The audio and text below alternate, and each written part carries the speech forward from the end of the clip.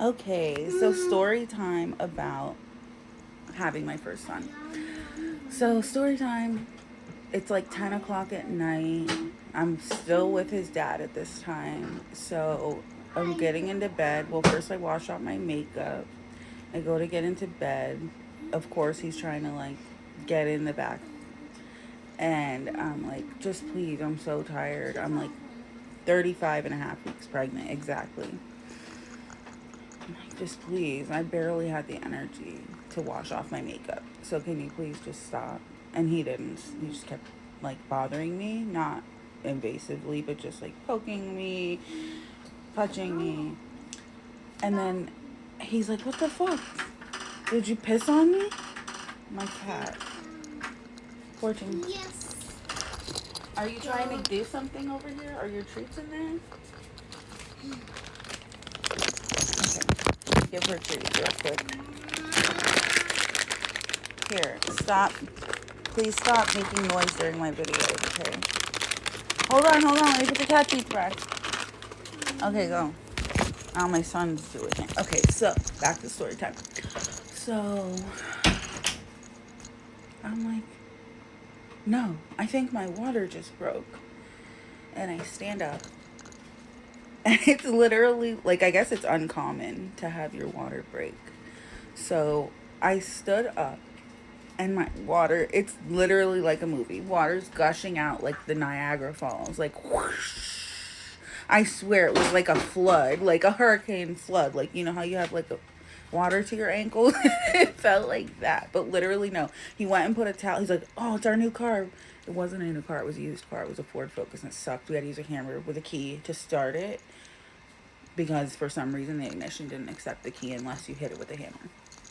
But anyways, so he was like so in love with this car. So he puts the towel down for me to get in, and I'm like, well, I'm gonna do my makeup. And if it wasn't my first child, I would have known that I had time to do my makeup. So, anyways, being that I was in labor for 17 and a half hours with this child, my first boy, and I mean it was fine. I didn't really feel pain until after the birth. So, but the best part is that's because I got an epidural. Oh yeah, I forgot to say. He forgot me. He like pulled off. Once he put the towel in, he just left. And then he had to come back and he's like, "Oh my god, I swear it was just like a movie and I'm not lying. Like this it literally happened." And I'm trying to think. Okay. So he comes back. He's like, "I just left without you." I'm like, yeah, I know because I looked out and the car wasn't there." And my water's still like going. It's still going. It's been like a good 5 minutes. And I get in the car. By the time we get to the hospital, which is not that far away, it's like maybe 7 miles away, my whole towel is drenched. Walking into the hospital, I'm like dripping like a faucet. I have to, they're like, please wait. And we walk in, I'm like, he's like, her water broke. She's gonna have the baby, and she's only 35 and a half weeks pregnant. We need to see our OB. We didn't even have time to call who's here. Of course, it's somebody I've never met and the only male at our practice. Uncomfortable. Uncomfortable. They're like, oh, you'll have time to meet everybody before you have the baby. Why do you guys do that like that? Anyways, they closed. They're no longer in existence. But anyways, I go in finally after leaving a trail. Fortune, stop. After leaving like a mucus trail of water, like the chair was wet. I'm like, I'm not gonna clean it up, but I leave it. They, I don't even think they put me in a wheelchair. So I go back to my room, which I think is not like you're not allowed to do that for a pregnant person. You put them in a wheelchair.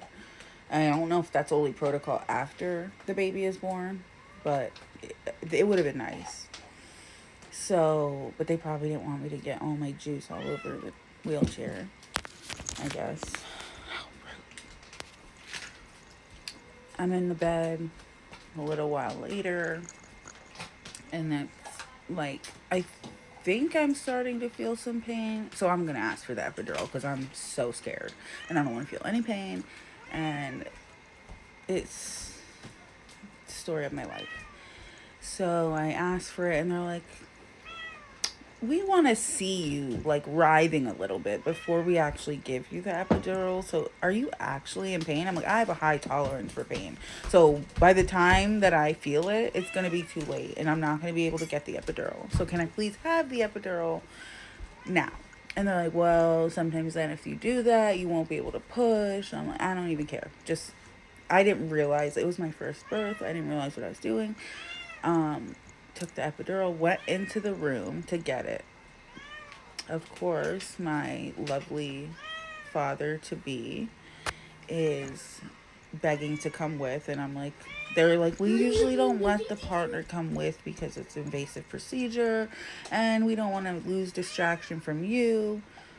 So, of course, my selfless young self, I was like, sure, like, come on, please let him come. Yeah, I need him to hold my hand. Being like, looking back, I could have done this much better on my own because they start to do the epidural and they're like taping my back and he sees the needle. I see the needle. I know what's coming. And he's like, they're going to put that in you? I just roll my eyes and I don't even respond. And then Fortune, my cat is being so jealous right now. Fortune, can you stop knocking my stuff on the floor? That's my milk frother, though.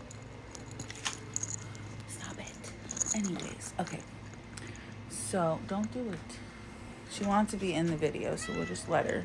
Okay, so then he freaking faints. They like... He stands up to like look. Like, why would you if you saw the needle and were scared? He stands up to look. And the next thing I know, he's flat on the floor. And then all three nurses that were in there are tending to him now. And no one is tending to me. Why they don't want me to have him in there in the first place. But okay, I fucked up. My first child. Cadence. And then this is my second child. That's enough. Why you have a knife with Nutella? Second child. Do it again. Lick the patella. So, after I got my epidural, I fell asleep for like 5 hours. Amazing. Because I could not relax at all. I was so scared. I couldn't relax. So this helped me gain the strength to hopefully be able to push my baby out. But of course, I was in labor for 17 and a half hours. My water broke, so you can't have it if you're dry. Like, if you lose all of your fluid, you can't have your womb dry, like the placenta dry or whatever, for more than 24 hours, or it's really dangerous for infection and sepsis, probably even sooner than that. Nutella on my finger. You know, like when it always gets on this side. Okay. So, I have 17 and a half hours of labor. And finally, they're like, well, we have to do the emergency C-section. It's not in my birth plan. Blah, blah, blah, blah, blah. He can come. I'm like, oh, yeah, that's a great idea. But he suits up, comes, doesn't faint, doesn't look on the other side of the curtain. Neither do I. I would have, though, like, but they don't allow you to do that. So they're cutting me open, and I'm like, he's like, oh, no. He's like, well, it was a little close, and I cut your baby's face open. Imagine hearing that while you're on the table. Getting an emergency C-section you did not plan for, did not practice, did not know anything about. And now the guy's like, oh, I accidentally cut your baby's face open. And again, this is the first time you're meeting this doctor because you walked into the hospital and whoever was on call that night was going to be delivering your baby, because practices can have like 5 doctors and it doesn't matter who you see the whole time. Whoever's there is going to deliver your baby. And unless you have it scheduled, you don't know. Second baby was a scheduled C-section. Bye, y'all. Follow me, like, subscribe. I don't have a subscription yet, so I don't know why I said that. Bye.